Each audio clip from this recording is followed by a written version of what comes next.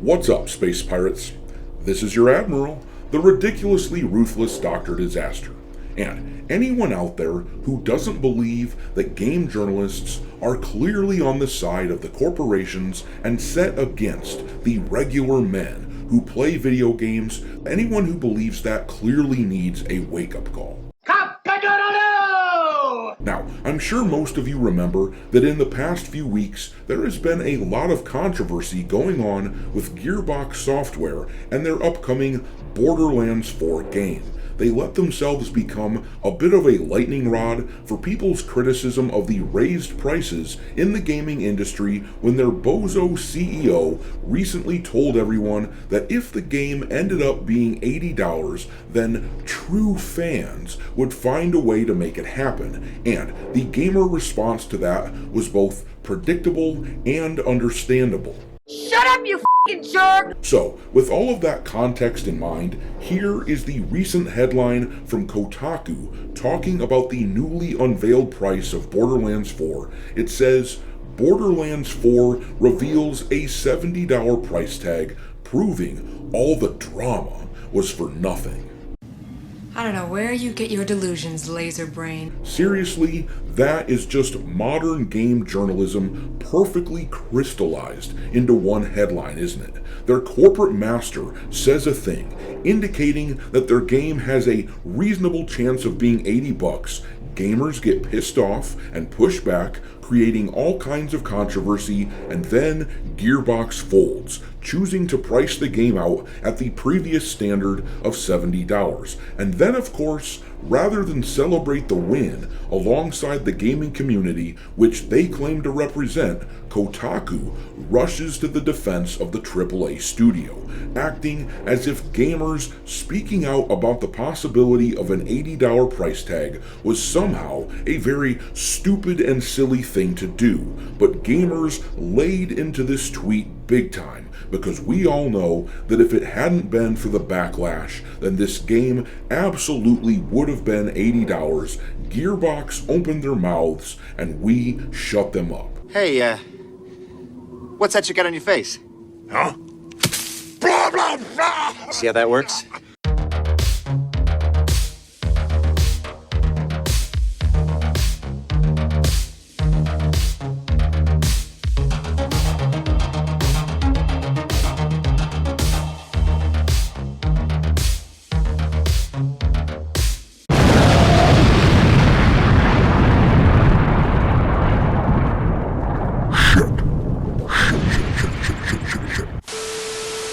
Alright, me hearties, make sure that you hit the like button on this video, share it with your friends, subscribe to the channel if you haven't already, and don't forget to follow me over on Rumble, where I've started uploading some content as well. Also, please consider supporting the channel by becoming a member. I'm working on a Space Pirate cartoon, which channel members will have first access to. We can't just complain about the state of our culture, we have to create alternatives. So, if you want to support that sort of thing, consider a channel membership for as little as $5 per month. But, alrighty then, let's take a look at this change in price from Gearbox. The blithering idiots at Kotaku were ripped to shreds by gamers in the replies on X after essentially telling us that we were being overly dramatic. A lot of gamers voiced what we all were thinking in response to this. Madam Savvy replied, saying, I thought you guys were anti-corpo greed. Or, what's today's marching orders? They do enough DEI and virtue signaling that you'll overlook poor working conditions, higher up greed, and big price tags? Then this person said, there was a time where you represented the voice of gamers. Actually, it proves the opposite. How much money do you want to bet that the drama was the only reason it didn't cost $80? Kotaku once again showing just how great their journalism is. Randy announced the game would have an $80 price point and that true fans will find a way to pay for it. The $70 price is a response to fan backlash and fear of a botched launch, not an inevitability. Kotaku is a joke. And then this person wrote, no, the drama caused them to lower the price. This article is pointless, but You get the picture. People weren't having this shit. There were a few folks here and there in the replies who were on Gearbox's side. You know the type.